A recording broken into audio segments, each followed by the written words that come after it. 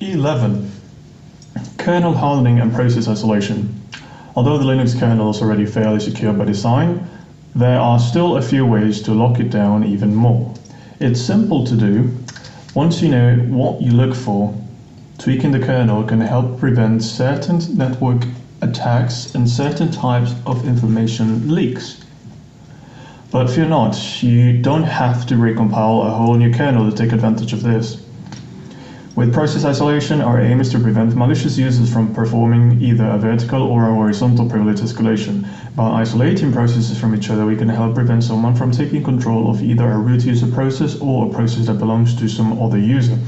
Either of these types of privilege escalation could help an attacker either take control of a system or access sensitive information. In this chapter, we'll take a quick tour of the proc file system and show you how to configure certain parameters within it to help beef up security. Then we'll turn to the subject of process isolation. I'll talk about various methods to ensure that processes remain isolated from each other. In this chapter, we'll cover the following topics: understanding the proc file system, setting kernel parameters with sysctl, configuring the sysctl conf file, an overview of process isolation, control groups, namespace isolation, kernel capabilities, seccomp and system calls, using process isolation with Docker containers, sandboxing with Firejail, sandboxing with Snappy, sandboxing with Flatpak. So if you're ready and raring, we'll start by looking at the proc file system. Understanding the proc file system. If you cd into the proc directory of any Linux distro and take a look around, you'll be excused for thinking that there's nothing special about it. You'll see files and directories that looks like it could just be another directory. In reality though, it's very special. It's one of several different sudo file systems on the Linux system. The definition of the word sudo is fake, so you can also think of it as a fake file system. If you were to pull the primary operating system drive out of a Linux machine and mount it as a secondary drive on another machine, you'll see a proc directory on that drive, but you won't see anything in it. That's because the contents of the proc directory are created from scratch every time you boot a Linux machine, and then cleared out every time you shut down the machine. Within proc, you'll find two general classes of information: information about user mode processes, information about what's going on at the kernel level of the operating system. We'll look at user mode processes first. Looking at user mode processes. If you invoke the ls command within proc, you'll see a whole bunch of directories that have numbers as their names. Here's a partial listing from a CentOS virtual machine, ls-l. Each of these numbered directories corresponds to the process ID number of a user mode process. On any Linux system, PID1 is always the init system process, which is the first user mode process at start when you boot a machine. On Debian Ubuntu systems, the name of PID1 is init. On Rails CentOS all Linux systems, it's called systemd. All of these distros run the systemd init system, but the Debian Ubuntu folk have chosen to retain the old init name for PID1. Within each numbered directory, you'll see various files and subdirectories that contain information about a particular running process. For example, in the one directory, you'll see what pertains to the init process. Here's the partial listing, ls-l. As you see, there are a few symbolic links that we can't access without root privileges. When we use sudo, we can see where the symbolic links point, sudo ls-l. You can use the cat command to view the contents of some of these items, but not all of them. However, even when you can view the contents, you won't be able to make much sense of what's there, unless you're an operating system programmer.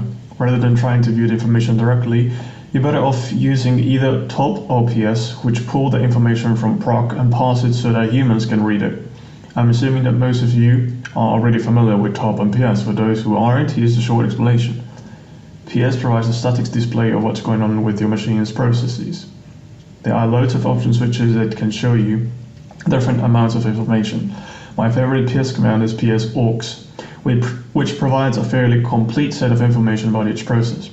Top provides a dynamic, constantly changing display of the machine's processes. Some option switches are available, but just invoking top without any options is usually all you need. Next, let's look at the kernel information. Looking at kernel information.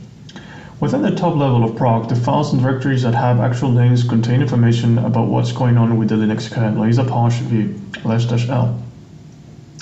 As with the user mode stuff, you can use cat to look at some of the different files. For example, here's a partial output of the CPU info file, cat CPU info.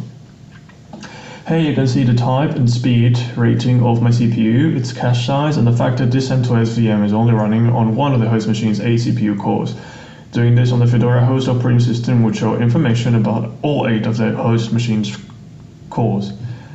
Yes, I did that right. I wrote part of the original version of this book on an antique Optern-equipped HP workstation from 2009. I got it from eBay for a very cheap price, and it runs beautifully with the LXDE spin of Fedora. And the OpenSUSE machine that you'll see mentioned in all the parts of this book is the exact same model. It came from the same vendor, so you now know just how cheap I really am. Sadly though, the RHEL 9 type distros won't run on the first generation of x86-64 CPU, so I'm now using something newer to write this 3rd edition. However, for present purposes, we don't need to go into the nitty-gritty details of everything that's in proc. What's more important to our present discussion is the different parameters that can be set from within proc. For example, within the proc sysnet IPv4 directory, we can see lots of different items that can be tweaked to change IPv4 network performance. Here's a partial listing: pwd proc sysnet IPv4 ls-l. We can use the cat command to view each of these parameters like so: cat icmp echo ignore all. So the icmp echo ignore all parameter is set to 0, which means that it's disabled. If I were to ping this machine from another machine, assuming that the firewall is configured to allow that, this machine would respond to the pings. There are several ways to change that if needed be. Echo a new value into the parameter from the command line, use the sysctl utility from the command line, configure the etc sysctl conf file, add a new conf file that contains a new configuration to this etc sysctld directory, run a command from within a shell script. Let's go ahead and look at these different methods in detail. Setting kernel parameters with sysctl. The traditional method that you'll see in all the Linux textbooks is to echo a value into a proc parameter. This doesn't directly work with sudo, so you'll need to use the bash-c command to force the command to execute. Here you can see me changing the value for this icmp echo ignore all parameter. Sudo bash-c echo 1 greater than sign proc sysnet IPv4 icmp echo ignore all. Cat proc sysnet IPv4 icmp echo ignore all. With the value set to 1, this machine will now ignore all ping packets regardless of how the firewall is configured. Any value set like this is temporarily and will go back to its default setting when you reboot the machine. Next, in the list after this one is the icmp echo ignore broadcast setting, which looks like this: cat icmp echo ignore broadcast. It's already enabled by default, so out of the box Linux is already immune to denial of service attacks that involve icmp broadcast flooding. Configuring proc parameters with echo is old hat, and personally I don't like to do it. It's better to use sysctl, which is the more modern way of doing business. It's easy to use and you can read all about it in the sysctl man page. To see a list of all the parameter settings, just do this. So it's sudo sysctl-a. To set a parameter, use the -w option to write a new value. The trick to this is that the forward slashes in the directory path are replaced by dots, and you ignore the proc sys part of the path. So to change the icmp echo ignore all value back to 0, we'll do this: sudo sysctl-w net IPv4 icmp echo ignore all equals 0, net IPv4 icmp echo ignore all equals 0. In this case, the change is permanent because I'm just changing the parameter back to its default setting. Normally though, any changes we make like this only last until we reboot the machine. Sometimes that's okay. Other times we might need to make the changes permanent. Configuring the sysctl.conf file. There are some significant differences between the default configurations of Ubuntu, CentOS, or Linux. They all use the etc sysctl.conf file, but on CentOS and normal Linux, that file doesn't have anything except for some explanatory comments. Ubuntu and CentOS or Linux have all FAT files with default settings in the usr lib sysctl.d directory, but there are more for CentOS or normal Linux than there are for Ubuntu. On Ubuntu, you'll find other files with default values in the etc sysctl.d directory. On CentOS or normal Linux, that directly only contains a symbolic link that points back to the etc sysctl.conf file. Also, you find that some things are hard-coded into the Linux kernel and aren't mentioned in any of the configuration files. In true Linux fashion, every distro has a different way of configuring all this, just to ensure that users remain thoroughly confused. One thing that's consistent is that on any of your virtual machines, you can use a systemd analyzed catconfig sysctl-d command to view a summary of the kernel settings that are defined in these files. To see the complete list of kernel settings though, you'll still need to use the sysctl-a command. In the usr-lib sysctl-d readme file on the Oma Linux machine, you'll find additional information about how this works. Now, with the introductory part out of the way, let's see if we can make sense of all this. Configuring sysctl conf ubuntu. In the etc sysctl conf file on the Ubuntu machine, you'll see lots of comments and a few examples of things that you can tweak. The comments provide a good explanation of what the various things do. So we'll start with it. Much of this file contains settings that can help improve networking security. Toward the top of the file, we see this. Spoofing attack involves a bad actor who sends your network packets with spoofed IP addresses. Spoofing can be used for different things, such as DOS attacks, anonymous port scanning, or tricking access controls. These settings, when enabled, cause the operating system to verify if it can reach the source address that's in the packet header. If it can't, the packet is rejected. You might be wondering why this is disabled, since it seems like such a good thing. However, this isn't the case. It is enabled in another file. If you look in the etc sysctl-d 10 network security conf file, you'll see it enabled here, so there's no need to uncomment these two lines. Next, we see this. One form of DOS attack involves sending massive amounts of SYN packets to a target machine without completing the rest of the three-way handshake. This can cause the victim machine to have lots of half-open network connections, which would eventually exhaust the machine's ability to accept any more legitimate connections. Turning on SYN cookies can help prevent this type of attack. On Ubuntu 18.04, which is what I used to write the previous edition of this book, SYN cookies are already turned on in the etc sysctl-d 10 network security conf file. On Ubuntu 22.04, the setting is nowhere to be found in any of the sysctl configuration files other than the disabled setting in a sysctl-conf file. However, a sudo cts-a command on the 22.04 machine will show us that SYN cookies are indeed enabled. Sudo ctl-a pipe grep SYN cookie. To find where this is set, we need to do a bit of clever detective work. In the boot directory of the 22.04 machine, you'll see one config file for each installed kernel. When I use grep I to perform a case-insensitive search for the SYN cookies text string in one of the config files, I couldn't find anything, so I brought into the search for all SYN text strings. Here's what that looks like. grep-i SYN. So we see that on Ubuntu 22.04, the developers choose to hardcode the SYN cookies setting into the kernel rather than to set it in a sysctl configuration file. So as we saw before with the Ubuntu 18.04 machine, there's no need to uncomment the SYN cookies line in the sysconf file. Here's the next thing we see. Uncommenting this line would allow network packets to flow from one network interface to another in machines that have multiple network interfaces. Unless you're setting up a router or virtual private network server, leave this setting as is.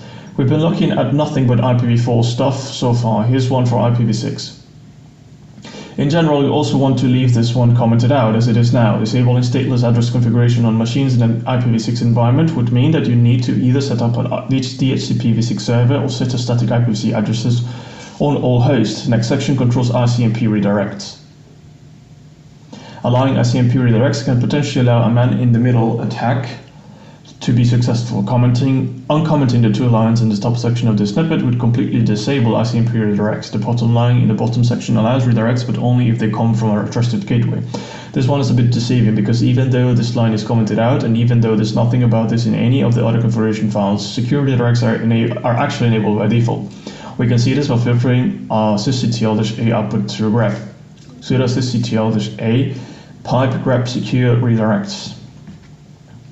Here we can see that secure redirects are enabled on all network interfaces, but if you're sure that your machine will never get used as a router, it's still best to completely disable ICMP redirects. We'll do that in just a bit. The final networking item in this file involves Martian packets. Now, if you're as old as I am, you might remember a really silly television show from the 60s called My Favorite Martian, but the setting has nothing to do with that. Martian packets have a source address that normally can't be accepted by a particular network interface. For example, if our internet-facing server receives packets with a private IP address or a loopback device address, that's a Martian packet. Why are they called Martian packets? Well, it's because of someone's statement that these packets are not from this Earth, are not of this Earth. Regardless, Martian packets can exhaust network resources, so it's good to know about them. You can enable logging for them either by uncommenting the line in the preceding snippet or by placing an override file in the etc sysctl-d directory. We'll also do that in just a bit. The following snippet is a kernel parameter for the magic system request key. When this parameter is enabled, you can perform certain functions such as shutting down or rebooting the system, sending signals to processes, dumping processes, debug information, and several other things by pressing a sequence of magic keys. You would do this by pressing the Alt sysrec command key sequence. The sysrec key is the print screen key on some keyboards, while the command key is the key that invokes some specific command. The value of 0 for this would completely disable it, and the value of 1 would enable all magic key functions. A value greater than 1 would enable only specific functions. In this file, this option appears to be disabled. However, it's actually enabled in the etc/sysctld 10 magic sysrq.conf file. If you're dealing with a server that's locked away in a server room and that can't be remotely accessed from a serial console, this might not be a big deal. However, for a machine that's out in the open or that can be accessed from a serial console, you might want to disable this. We'll do that in a bit as well. Under certain circumstances, bad guys could possibly create links to sensitive files so that they can easily access them. Link protection is turned on in the etc/sysctld 10 link destructions.conf file on Ubuntu 18.04 and in the USR libsysctl 99 protect links conf file on Ubuntu 22.04. Here's what that looks like on 22.04. That pretty much covers what we have in Ubuntu. Now let's look at CentOS and normal Linux. Configuring sysconf CentOS and normal Linux. On CentOS and normal Linux, the etc/sysctl conf file is empty except for a few comments. These comments will tell you to look elsewhere for the default configuration files and to make changes by creating new configuration files in the etc/sysctld directory. The default security settings for CentOS and normal Linux are pretty much the same as they are for Ubuntu, except they're configured in different places. For example, on CentOS and normal Linux, the spoof protection, RP filter parameters, and the link protection parameters are in the USR libsysctld's 50 default conf file. By piping a sysctl-a command into grep, you'll also see that syn cookies are enabled. Sudo sysctl-a pipe grep syn cookie. The same is true for secure redirects. Sudo sysctl-a pipe grep secure redirects. As was the case with Ubuntu, the syn cookie setting is hard-coded into the Linux kernel as we see here. cd/boot grep-i cookies. Okay, so far so good. Let's continue on, setting additional kernel hardening parameters. What we've seen so far isn't too bad. Most of the parameters that we looked at are already set to the most secure values, but is there room for improvement? Indeed that there is. You wouldn't know it by looking at any of the configuration files though. On Ubuntu, CentOS and normal Linux, quite a few items have default values that aren't set in any of the normal configuration files. The best way to see this is to use a system scanner such as Linux. Linux is a security scanner that shows lots of information about a system. We'll cover it in more detail in Chapter 14, Vulnerability Scanning and Intrusion Detection. For now, we'll just cover what it can tell us about hardening the Linux kernel. After you run a scan, you'll see a plus kernel hardening section in the screen output. It's fairly lengthy, so here's just part of it. Everything that's marked as OK is as it should be for best security. What's marked as different should be changed to the suggested EXP value that's within the pair of parentheses. The XP stands for expected. Let's do that now in a hands-on lab. Hands-on lab, scanning kernel parameters with Linux. Linux is in the normal repositories for Ubuntu and in the EPL repository for CentOS or normal Linux. It's always a few versions behind what you can get directly from the author's website, but for now that's okay. When we get to Chapter 14, Vulnerability Scanning and Intrusion Detection, I'll show you how to get the newest version. Let's get started. Install Linux from the repository on Ubuntu, for Ubuntu like this: sudo apt update, sudo apt install Linux. Do this for CentOS 7, sudo yum install Linux. Do this for all Linux 8 or 9, sudo dnf install Linux. Scan the system by using the following command: sudo linux audit system. When the scan completes, scroll back up to the plus kernel hardening section of the output. Copy and paste the sysctl key pairs into a text file. Save it as securevalues.conf in your own home directory. The contents of the file should look something like this. Use grep to send all of the different lines to a new file. Name it 60securevalues.conf. Grep different securevalues.conf greater than sign 60securevalues.conf. Edit the 60securevalues.conf file to convert it into the sysctl configuration format. Set each parameter to the x value that's currently within the pairs of parentheses. The finished product should look something like this. Copy the file to the etc/sysctld directory. Sudo cp 60securevalues.conf etc/sysctl.d. Reboot the machine to read in the values from the new file. Sudo shutdown-r now. Repeat step 2. Most items should now show up with the most secure values. However, you might see a few different lines come up. That's okay, just move out the lines for those parameters into the main etcctl conf file and reboot the machine again. That's the end of the lab. Congratulations. We're ready to talk about some of the items that we changed in this procedure. Here's a breakdown of the rest of them. Kernel dmsg restrict 1. By default, any non-privileged user can run the dmesg command, which allows the user to view different types of kernel information. Some of this information could be sensitive, so we want to set this parameter to 1 so that only someone with root privileges can use dmseg. Kernel kptr restrict 2.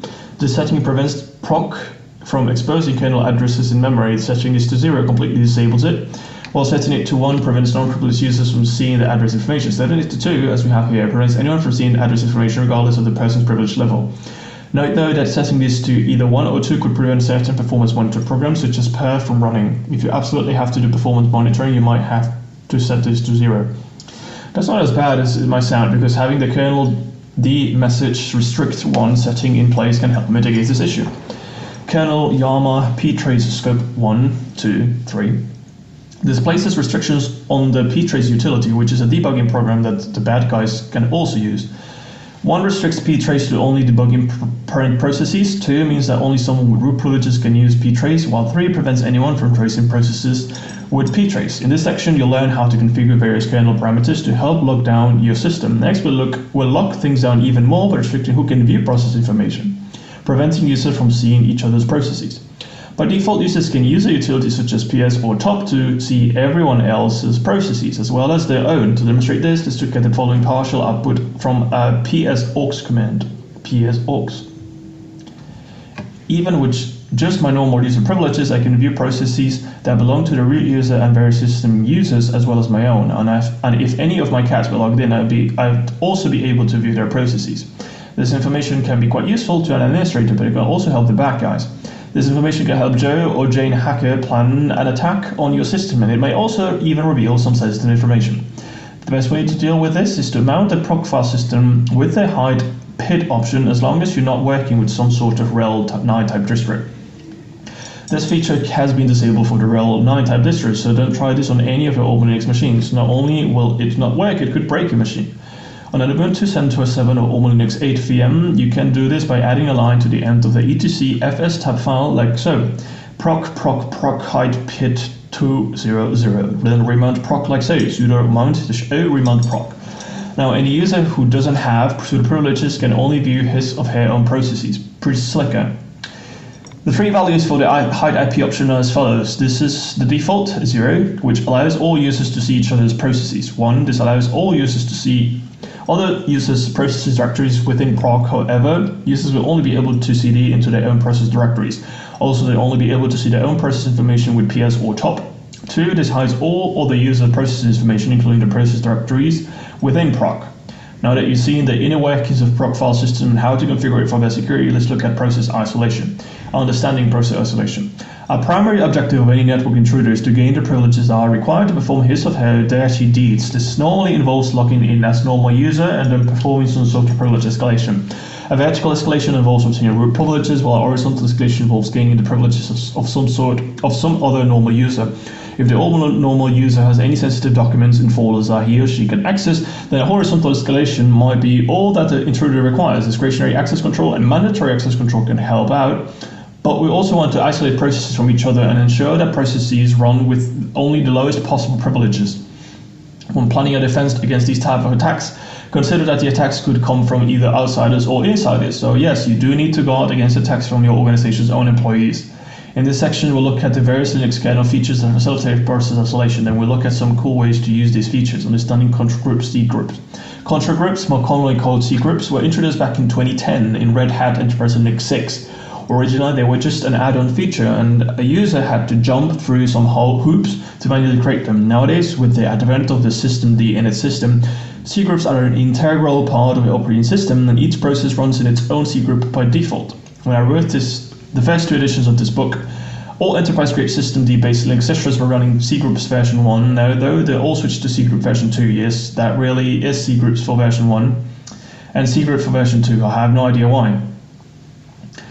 Although there's a substantial difference in the architecture of the two versions, there's not much difference in how you would use them. The main difference is that version 2 offers a few more features, and that the names of some of the parameters that you can set are different. If you want to read more about C groups, check out my other book, Linux Service Management Made Easy with Systemd. With C groups, processes run in their own kernel space and memory space. Should the need rise, an administrator can easily configure a C group to limit the resources that the processes can use. This is not only good for security, but also for training system performance. So what is a C group? Well, it's really just a collection of processes that are grouped together for a particular purpose. Here's what you can do with C groups. Set resource limits. For each C group, you can set resource limits for CPU usage, I/O usage, and memory usage. Perform different accounting functions. You can measure resource usage for each C group, which makes it easy to bill specific customers for the resources that they use. Prioritize resources. You can set limits on a user who's hogging resources like crazy. Freezing, checkpointing, and restarting. These functions are handy for troubleshooting. They allow you to stop a process, take a snapshot of the system state, and restore a system state from a backup. Assign processes to specific CPU cores. This is one of the cool features that come with version 2. There's not enough space to look at all of these functions, but that's okay. Right now, our primary interest is setting resource limits. With only some minor exceptions, things work the same on all systemd-based Linux distros. For now, let's look at it on a almost Linux 9 machine. To start, we'll install the Apache web server package like this: sudo dnf install httpd sudo systemctl enable now httpd. By default, each C group on system has no defined resource limits. The first step in defining them is to enable accounting for CPU usage, memory usage, and I/O usage. We could do that by hand editing the systemd service file for each service that we want to limit, but it's easier to just run a systemctl command like so. Sudo systemctl set priority httpd service, memory accounting 1, CPU accounting 1, but block I/O accounting 1. We'll just turn on the accounting functions for the Apache web server on our Alma Linux 9 machine. The command would be the same on an Ubuntu machine, except that we would have Apache 2.service instead of httpd.service. Now, when we look in the etc systemd system control directory, we'll see that we've created an httpd service D directory. Within the directory are the files that turn on our accounting functions. pwd etc systemd system control httpd service.d ls-l. Inside each file, we can see two lines that modify the original httpd service file in order to return on accounting. For example, here's the one for CPU accounting, cats50cpuaccounting.conf. Now we enable accounting for the Apache service, we can place some resource limits on it. By default, there are no limits. Let's say that we want to limit Apache to only 30% of CPU usage and 500 megabytes of memory usage. We'll set both limits with the following command: sudo systemctl set priority httpd service CPU quota 40% memory limit 500 M. This command created two more files in the etc systemd control httpd service D directory, ls-l. Let's cat one of them just to see the format of the files. cat50cpuquota.conf. We can allocate resources to other services in the same manner. For example, if this were a Linux Apache MySQL MariaDB PHP LAMP server, we could allocate a portion of the remaining CPU and memory resources to the PHP service and the rest to the MySQL MariaDB service. LAMP is the bedrock for many popular content management systems such as WordPress and Joomla. We can also place resource limits on user accounts. For example, let's limit Caitlin to 20% of CPU usage and 500 megabytes of memory usage. First, we'll need to get Caitlin's user ID number. We'll do that with the ID command, ID Caitlin. So her UID is 1001. Let's enable accounting for her and set her limit. Sudo systemctl set property user 1.slice, memory accounting 1, CPU accounting 1, block I/O accounting 1. Sudo systemctl set property user 1001.slice, CPU quota 20%, memory limit 500 M. If we look in the etc systemd system control user 1001 slice D directory, we'll see the same set of files that were created for the httpd service. I've already mentioned the difference between doing this on a CentOS, Alma Linux, and Ubuntu. That is, certain services have different names on each distro. In this case, a service is httpd service on CentOS, Alma Linux, and Apache 2 service on Ubuntu. Other than that, things work the same for Ubuntu, CentOS, and Alma Linux 8.9. On CentOS 7, there's no system.control directory within the etc systemd directory. Instead, the httpd service D directory is created within the etc systemd system directory.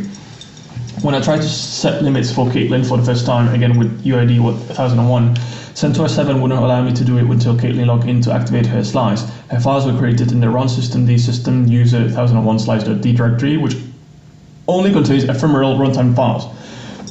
So, unlike with all Linux 8.9, the files aren't persistent across reboots. That means that if you need to set user resource limits on CentOS 7, you need to be aware that they'll disappear once you reboot the machine. There's a lot more to cgroups than what I have space to present here, but that's okay. In this section we'll look at two ways cgroups can enhance security. They provide process isolation. Using them to limit resource usage can help prevent DOS attacks. Next up, we'll take a brief look at the concepts of namespaces and namespace isolation. Understanding namespace isolation. Namespaces are a kernel security feature that was introduced in Linux kernel version 2.4.19 all the way back in 2002. A namespace allows a process to have its own set of computer resources that other processes can't say. They're especially handy for times when you might have multiple customers sharing resources on the same server. The processes for each user will have their own namespaces. Currently, there are 7 types of namespaces. Mount, MNT, this is the original namespace, which was introduced in Linux kernel 2.4.19. At the time, this was the only namespace. This allows each process to have its own root file system that no other processes can see, unless you choose to share it. This is a good way of preventing information leakage. UTS. The UTS namespace allows each process to have its own unique hostname and domain name. PID. Every running process can have its own set of PID numbers. PID namespaces can be nested so that the parent namespace can see the PIDs of child namespaces. Note that child namespaces can't see into the parent namespaces. Network net. This allows you to create a whole virtual network for each process. Each virtual network can have its own subnet, virtual network interfaces, routing tables, and firewalls. Inter-process communication, IPC. This also prevents data leakage by preventing two processes from sharing the same directory space. Each running process can access its own memory space, but other processes will be blocked. Control group, C group. This namespace hides the identity of the group of which a process is a member. User. The user namespace allows the user to have different levels of privilege on different processes. For example, a user could have root level privileges on one process, but only normal user privileges on another process. To see this namespaces, just go into any numbered directory within the proc file system and view the contents of the NS directory. Here's an example from one of my machines. pwd proc 7669 ns sudo ls-l. The sharp-eyed among you will see that there's an extra item in this directory, or we haven't covered. The pit for children item tracks pits in child's namespaces. Although it's certainly possible for you to create your own namespaces, you likely never will unless you're a software developer. Most likely you'll just use products that have namespaces technologies already built into them. Some modern web browsers use namespaces to create a sandbox for each open tabs. You can use a product such as FileJail to run a normal program within its own security sandbox. We'll look at this a bit later. Then there's Docker, which uses namespaces to help isolate Docker containers from each other and from the host operating system. We just had a high-level overview of what namespaces are all about. Next, let's look at kernel capabilities and extended kernel capabilities. When you perform a ps aux command or sudo ps aux command, if you mounted proc with the hide pit1 or hide pit2 option, you'll see many processes that are owned by the root user. This is because these processes have to access some sort of system resource that unprivileged users can't access. However, having services run with full root privileges can be a bit of a security problem. Fortunately, there are some ways to mitigate that. For example, any web server service such as Apache or Nginx needs to start with root privileges in order to bind ports 80 and 443, which are privileged ports. However, both Apache and Nginx mitigate this problem by either dropping root privileges once the server has started or by spawning child processes that belong to a non-privileged user. Here we can see that the main Apache process spawns child processes that belong to the non-privileged Apache user. ps aux pipe grep http. But not all software can do this. Some programs are designed to run with root privileges all the time. For some cases, not all, but some. You can fix that by applying a kernel capability to the program executable file. Capabilities allow Linux kernel to divide what the root user can do into distinct units. Let's say that you've just written a cool custom program that needs to access a privileged network port without capabilities. You either have to start that program with root privileges and let it run with root privileges, or jump through the hoops of programming it so that it can drop root privileges once it's been started. By applying the appropriate capability, a non-privileged user would be able to start it and it would run with only the privileges of that user. More about that later. There are too many capabilities to list here. There are about 40 in all, but you can see the full list with this command, man capabilities.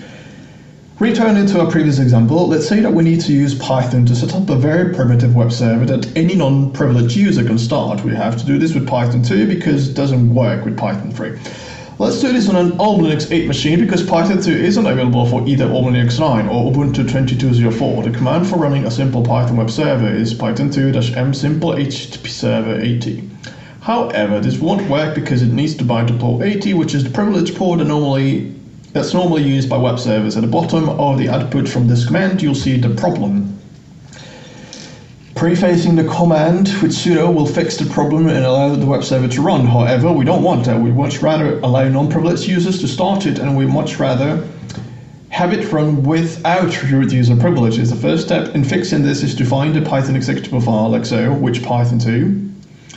Most times the Python or Python 2 command is a symbolic link that points to another executable file. We'll verify that with a simple ls-l command. So the Python 2 link points to the Python 2.7 executable file. Now let's see if there are any capabilities assigned to this file. Get cap, usr bin Python 2.7. No output means that there are none. When we consult the capabilities map page, we'll find that the capnet bind service capability seems to be what we need. The one-line description for it is bind the socket to internet domain privilege port number less than 1024. Okay, that sounds good to me. So let's see that on the Python 2.7 executable file and see what happens. Since we used getcap to look at the file capabilities, you can probably guess that we'll use setcap to set a capability, and you'd be correct. Let's do that now. Sudo setcap capnet bind service plus ep usr bin Python 2.7. Get cap usr bin Python 2.7. The plus EP at the end of the capability name means that we're adding the capabilities as effective, activated, and permitted. Now, when I try to run this web server with just my own normal privileges, it works just fine. Python 2-m simple http server 80. When I use Firefox on my host machine to connect to the server, I will see a file and directory listing of everything that's in my home directory. Figure 11.1, the directory listing the simple HTTP server. Linux capabilities can also be quite useful in other ways. On any Linux system, the ping utility needs root privileges in order to craft network packets that it needs to do its job. However, everybody and his brother can use ping as just a normal user.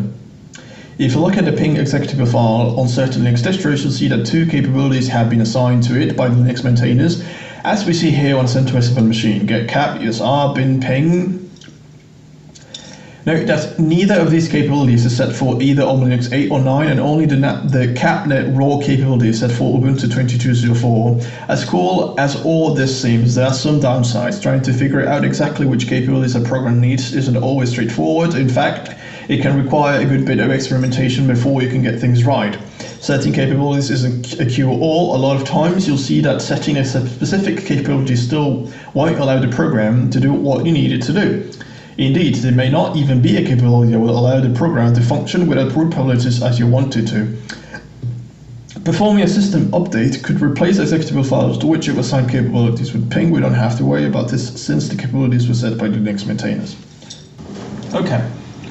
So there's a good chance that you might never actually have to set any capabilities. However, this is one of the tools that my IoT security clients uses to help lock down IoT devices, so this does have a practical use. And besides, capabilities are a building block for some of the technologies that we'll look at a bit later. Hands-on labs that are in a kernel capability. For this lab, you allow a normal user to run a Python web server. You need to use Python 2 for this, which isn't the newest Linux distros. Python 3 won't work. So for this one, use your old Linux 8 VM. Let's get started. Apache is installed in your virtual machine. Ensure that it's stopped. Sudo systemctl stop httpd. Install Python 2. Sudo dnf install Python 2 from within your own home directory. Attempt to start a Python simple HTTP server with just your normal user privileges, and note the error message. Python 2m simple HTTP server 80. See if any capabilities are set on the Python executable file. Get cap usr bin Python 2.7. Set the cap net bind service capability on the Python executable file. Sudo set cap net bind service plus ep usr bin Python 2.7. Repeat steps 3 and 4. This time it should work. Ensure that port 80 is open on the virtual machine firewall and use the host machine's web browser to access the server. Shut down the web server using Ctrl-C. View the capabilities that have been assigned to the ping executable get cap ESR bin ping. Review the capabilities of the man page, especially the part about the various capabilities that are there. That's the end of the lab. Congratulations. So far you've seen how to set file capabilities and what they can and can't do for you. Next we'll look at how to control system calls. Understanding seccomp and system calls. Multiple system calls or syscalls happen pretty much every time you run any command on a Linux machine. Each syscall takes a command from a human user and passes it to a Linux kernel. This tells the Linux kernel that it needs to perform some sort of privileged action. Opening or closing files, writing to files, or changing file permissions or ownership are just a few of the actions that require making some sort of syscall. There are approximately 330 syscalls built into Linux kernel. I can't say exactly how many because new syscalls get added from time to time. Apart from this, syscalls differ between the various CPU architectures. On ARM CPU, one have exactly the same set of syscalls on x86-64 CPU. The best way to see that list of syscalls that are available on your machine is to look at the man page like this, man syscalls. Note that each individual syscall has its own man page. To get an idea how this works, here's the strace command, which shows the syscalls that get made by a simple ls command. strace c f s name ls 2 greater than sign ampersand 1 greater than sign def null pipe tail n plus 3 pipe head n2 pipe awk print $sign and f. In all, 22 syscalls are made from just doing ls. Due to formatting restrictions, I can't show all of them here. Secure computing, seccomp, originally created for the Google Chrome web server, allows you to either enable just a certain subset of syscalls that you want for a process to use or disable certain syscalls that you want to prevent a process from using. Unless you're a software developer or a Docker container developer, you probably won't be working with this directly at all that much. However, this is yet another building block for the technologies that are used daily by normal humans. Next, let's put all this cool stuff into perspective by looking at how it's used in real life. Using process isolation with Docker containers. Docker technology has been around for quite some time, but it took Docker to make containers popular. Unlike a virtual machine, a container doesn't contain an entire operating system. Rather, a container contains just enough of an operating system to run applications in their own private sandboxes. Containers lack their own operating system kernel, so they use the kernel of the host Linux machine. What makes containers so popular is that you can pack a lot more of them onto a physical server than you can with virtual machines. So they're great for cutting the cost of running a data center. Docker containers use the technologies that we covered in this chapter. Kernel capabilities, C groups, namespaces, and seccomp all help Docker containers remain isolated from each other and from the host operating system unless we choose otherwise. By default, Docker containers run with a reduced set of capabilities and syscalls, and Docker developers can reduce all that even more for the containers that they create. I can't go into the nitty-gritty details about how all this works in Docker because it would require explaining the development process for Docker containers. That's okay though, in this section you'll understand what to look out for if someone wants to deploy Docker containers in your data center. But as good as all that sounds, Docker security is far from perfect. As demonstrated in Chapter 10, implemented security mandatory access control with SE Linux and AppArmor. Any non-privileged member of the Docker group can mount the root file system of the host machine in a container of his or her own creation. The normally non-privileged member of the Docker group has root privileges within the container, and those privileges extend to the mounted root file system of the host machine. In the demo, I showed you that only an effective mandatory access control system, especially SE Linux, could stop Gatling from taking control of the entire host machine. To address this rather serious design flaw, the developers at Red Hat created their own Docker replacement. They call it Podman, and it's available in the RHEL 8.9 and all Linux 8.9 repositories. Security is much improved in Podman, and the type of attack that I demonstrated for you doesn't work with it, even without SE Linux. Personally, I wouldn't even consider anything other than Podman for running containers. Podman used to only be available for RHEL and Fedora type Linux distros, is now also available for most other Linux distros. Now that I've given you a high-level overview of how the process isolation technologies are used in Docker, let's look at how they're used in technologies that a mere mortal is more likely to use. We'll begin with file jail. Sandboxing with file jail. File jail uses namespaces, seccomp, and kernel capabilities to run untrusted applications in their own individual sandboxes. This can help prevent data leakage between applications, and it can help prevent malicious programs from damaging your system. It's in the normals repositories for Debian and its offspring, which include ResPBN for Raspberry Pi devices and probably every member of the Ubuntu family. On the Red Hat side, it's in the EPEL repository, so you'll need to install it first. FireJail is meant for use on single-user desktop systems, so we'll need to use a desktop version of Linux. So go ahead and set up a Linux 9 VM with some GNOME desktop. In the previous edition of this book, I demoed this with Lubuntu, which at the time was Ubuntu with the LXDE desktop. Lubuntu has since switched to the LXQT desktop. Unfortunately, the Ubuntu distros are now set up to install certain packages as snap packages, which aren't compatible with FileJail. So for this edition, I've switched to Alma Linux 9 in order to make the demo work. Before we get too far along, let's consider some of the use cases for FileJail. You want to make doubly sure that your web browser doesn't leak sensitive information when you access your bank's web portal. You need to run untrusted applications that you've downloaded from the internet. To install FileJail on your Alma Linux 9 machine, use these commands: sudo dnf install EPEL release, sudo dnf install FileJail. This installs FileJail along with a whole bunch of profiles for different applications. When you invoke an application with FileJail, it will automatically load the correct profile for that application if one exists. If you invoke an application that doesn't have a profile, FileJail will just load a generic one. To see the profile, cd into etc FileJail and take a look. ls-l. To easily count the number of profiles, just do this: ls-l pipe wc-l. Subtracting the total 4996 line from the top of the output gives us a total of 1230 profiles. The simplest way to use FileJail is to preface the name of the application you want to run with FileJail. Let's start with Firefox. FileJail Firefox. The main problem with FileJail is that it doesn't work well consistently. A few years ago, a client had me do a write-up of FileJail, and I got it to mostly work on my Fedora workstation and on my Raspberry Pi with Raspbian. But even with the programs for which it did work, I lost some important functionality. For example, when running a web browser with FileJail on my Fedora machine, I wasn't able to watch videos on several different sites, including YouTube. Dropbox and KeyPass didn't work at all on the FileJail, even though there are specific profiles for both of them. On a Ubuntu virtual machine, running Firefox on the FileJail just gave me a blank browser page, regardless of whether I tried to surf. So I installed Chromium browser and tried it. It worked much better, and I could even watch YouTube videos with it. Then I installed LibreOffice, which seemed to run fine with FileJail.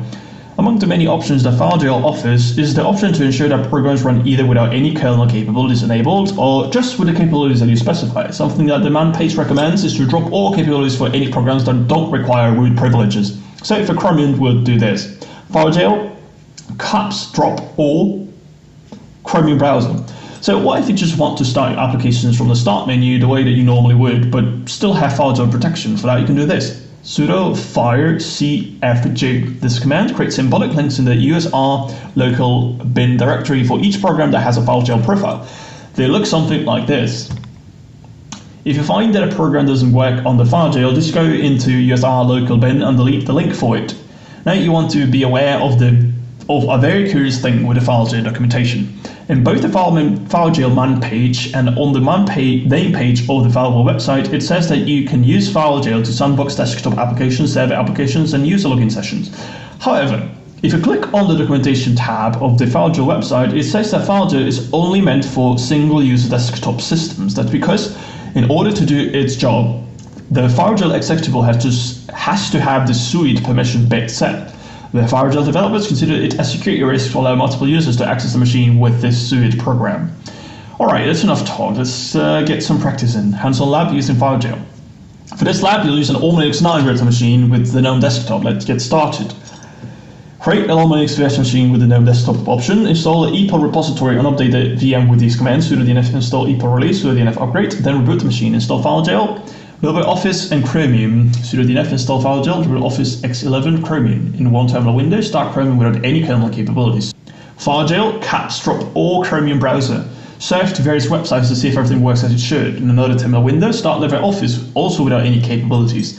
FileJail, caps drop all LibreOffice. Create the various types of LibreOffice documents and try out various LibreOffice functions to see how much still works properly.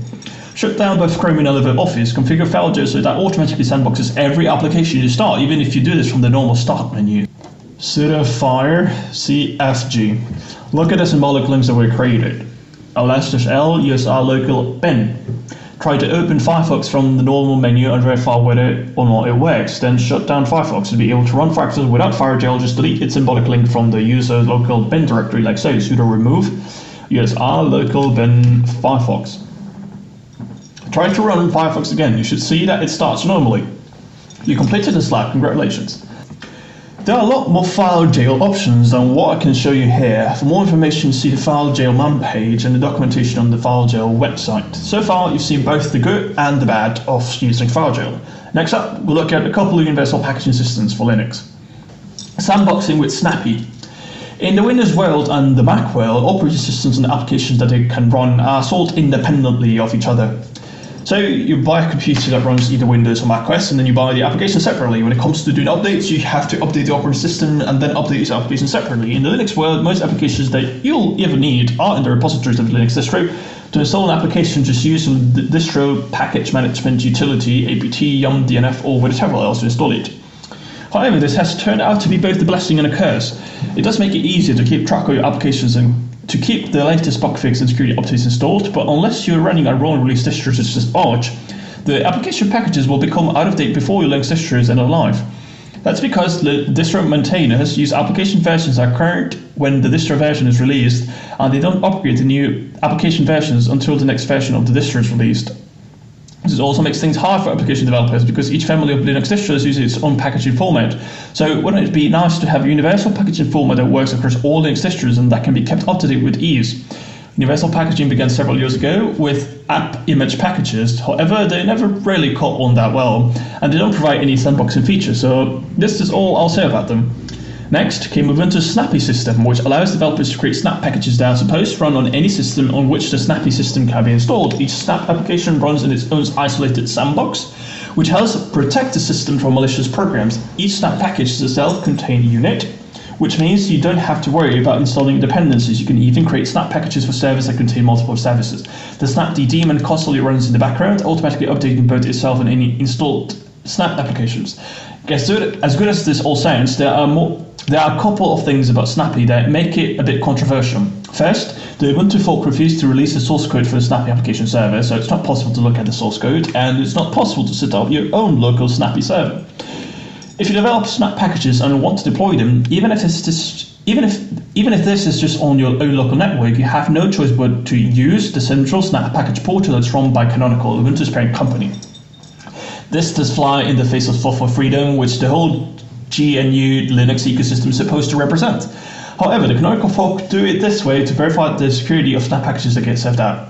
Secondly, even though snap packages are sandboxed in order to protect the system, other weird things can happen. Soon after the Snappy system came online, a package developer got caught sneaking some Monero mining software into one of his packages. Although he just wanted to monetize his efforts and meant no harm, it's still not good to sneak that sort of thing into your packages without telling your potential customers. After that, the Canonical folks stepped up the efforts to scan packages that get uploaded to the portal in order to prevent that sort of thing from happening again. And then there's the matter of user control. A user can delay snap updates for up to 60 days but can't turn them off altogether. At some point, the snapd daemon will update your installed packages whether or not you really wanted to. And lastly, the practice of making each snap package a self-contained unit and storing the 3 previous versions of each snap increases disk space usage. Each package contains all the linked libraries that its application uses, which means that you might have multiple packages that all use the same libraries. This isn't necessarily that big of a deal with today's modern large capacity hard drives, but it could be a problem if you're low on disk space. If you're running any recent version of Ubuntu, you'll have the Snappy servers running already. At some point, I forget when, the Ubuntu folks started including Snappy in a default installation of Ubuntu server. It's now also installed by default in the desktop versions of Ubuntu. In fact, Ubuntu now automatically uses Snappy to install certain packages such as Firefox and Chromium, even if you use a normal sudo apt install command to install them. Snappy is also available in the repositories of many non-Ubuntu distros. It's in the normal repository for Fedora and in the EPEL repositories for Red Hat and all of its offspring. Note though that I gave up on using snaps on my Fedora system because it was causing too many weird problems with AC Linux. So, how can Snappy be useful to a busy administrator? Well, let's say that your pointy higher boss has just told you to set up a Nextcloud service so that employees can have a central place to store their documents. However, you're in a time crunch and you don't want to jump through the hoops of setting up all the individual components of a LAMP system. No problem, just install a snap. First, let's see what's available for our Ubuntu server. Snap search Nextcloud. There are quite a few choices. We can use the info option to narrow things down a bit. Snap info Nextcloud. It looks like this is what I need, so let's install it. Snap install Nextcloud. We're not worried about using sudo here because Snap will prompt you for a password for this particular operation. Note that for other Snap operations this doesn't work, so you'll need to use sudo. To start it, just do this. Sudo snap start Nextcloud. Finally, from a desktop machine, navigate to the IP address of the Nextcloud server and create an admin account. Once you fill in all the details, click Finish Setup. Figure 11.2, Nextcloud. Simple, right? Imagine how long that would have taken doing it the old-fashioned way. The only slight catch is that it's running on an unencrypted HTTP connection, so you definitely don't want to expose this to the internet. There is a way to reconfigure this to use an encrypted connection, but that's beyond the scope of this topic. The Snapcraft store is Canonical's official repository for Snap packages. Anyone who wants can create an account and upload his or her own snaps. There are plenty of applications there for desktop workstations, the servers and IoT devices. Several different machine architectures, including x86-64, ARM and PowerPC are supported, so yeah. This can even be useful for your Raspberry Pi device. This can be seen in the following screenshot. Figure 11.3, the Snapcraft store. That's pretty much all there is to it. Despite the controversies, it's still a pretty cool concept. If you have to deploy IoT devices, you might want to look into Ubuntu Core. It's a stripped-down version of Ubuntu that consists wholly of Snap packages. Space doesn't permit me to cover it in detail here, but you can read all about it at ubuntu.com/core. Now that you've seen how to work with Ubuntu's Snappy system, we'll look at Fedora's Flatpak system. Sandboxing with Flatpak. The Flatpak system, which was created by the Fedora Linux team, works towards the same goal as Ubuntu's Snappy system. Well, there are significant differences in their implementation. You can have one or both systems running on any given Linux machine. With either system, you can create a universal package that runs on any machine that has Snappy or Flatpak installed, and both systems run each of their applications in their own security sandbox. However, as I mentioned previously, there are differences. Instead of having each application package entirely self-contained, Flatpak installs shared runtime libraries that the application can access. This helps cut down on disk space usage. The Fedora folk operate a separate repository that they call FlatHub. However, they also made the server code available for anyone who wants to set up his or her own Flatpak repository.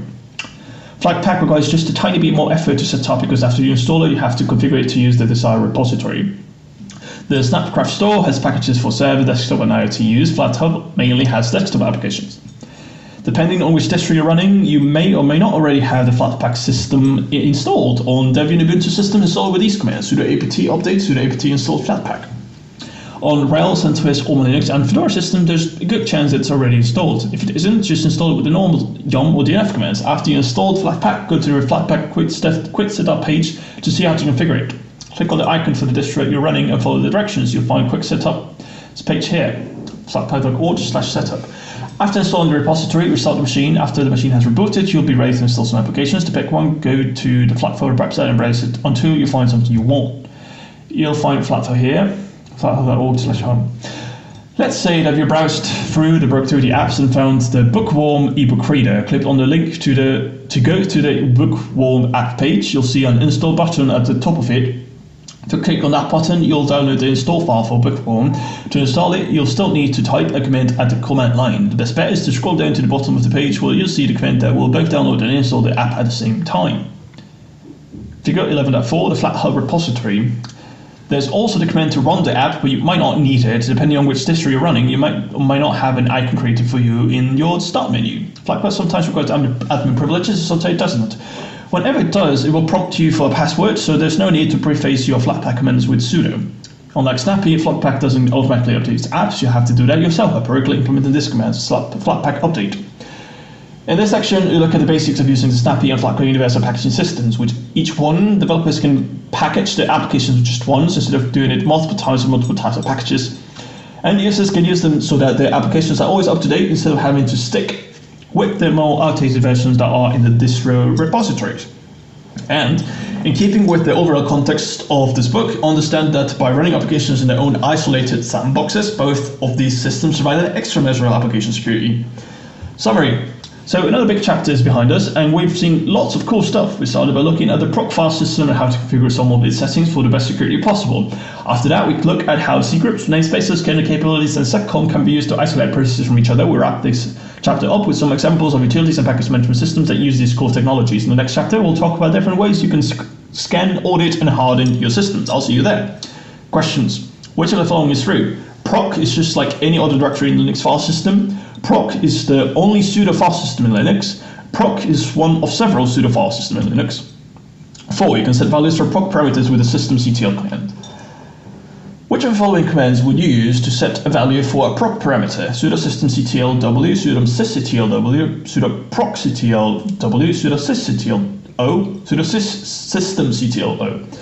You need a program executable to run with one specific root privilege without having to grant any root privileges to the person who will be running it. What will you do? Add a namespace, create a seccomp profile, add the sudo permission, add a kernel capability. Where will you find information about user processes? Numbered subdirectories of the proc file system, in alphabetically named subdirectories of the proc file system in the dev directory in each user's home directory. What is a syscall? It tells the Linux kernel to perform a privileged action on behalf of a user. It calls new system information into the kernel. It keeps track of everything that the system kernel is doing. It isolates calls to system resources from each other.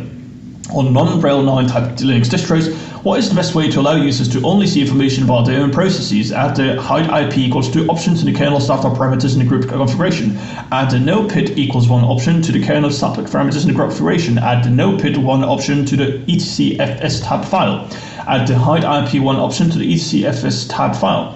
Which of the following commands would you use to see which kernel parameters need to be changed for the best security? Sudo audit system, sudo linux audit system, sudo system audit, sudo linux system audit. Which of the following commands would allow a non-privileged user to start a Python server on web port 80 without using root privileges? Sudo set cat catnet service plus ep usr bin python 2.7. Sudo set cat catnet bind service plus ep usr bin python 2.7.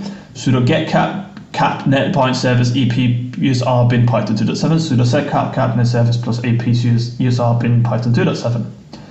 What is a major difference between the Snappy and Flatpak systems? There are none. Flatpak packages are completely self-contained, but Snappy packages have you install separate runtime packages.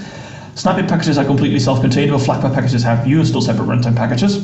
Flatpak packages run in their own sandbox, but Snappy packages don't. Snappy packages run in their own sandbox, but Flatpak packages don't.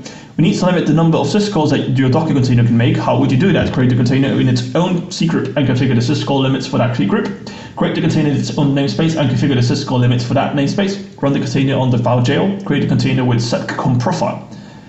Further reading, exploring the proc file system, Linux kernel security subsystem wiki, Linux magic system request key hacks, Linux to get kernel lockdown feature, protect hard and Linux links in rel CentOS, log suspicious Martian packets, protect against the usage of ptrace, introduction to Linux control group, secrets version 1, rel 7, how to get started with secrets version 1, introduction to secret version 2. Limit CPU usage on Ubuntu 19.10 with systemd groups, cgroups, control groups versus namespaces, how to manage Linux file capabilities, get cap, set cap and file capabilities, Docker security features, seccomp profiles, Docker documentation, Docker security, file jail website, file jail documentation, introduction to add packages on Linux, the Ubuntu snap package tutorial, how to manage snap updates, the official canonical snap crap store, the future of Linux desktop application nowadays flatgnode snap, FlatHub, 3 approaches to secret management for Flatpak applications, answers 1C, 2B, 3D, 4A, 5A, 6D, 7B, 8B, 9C, 10D.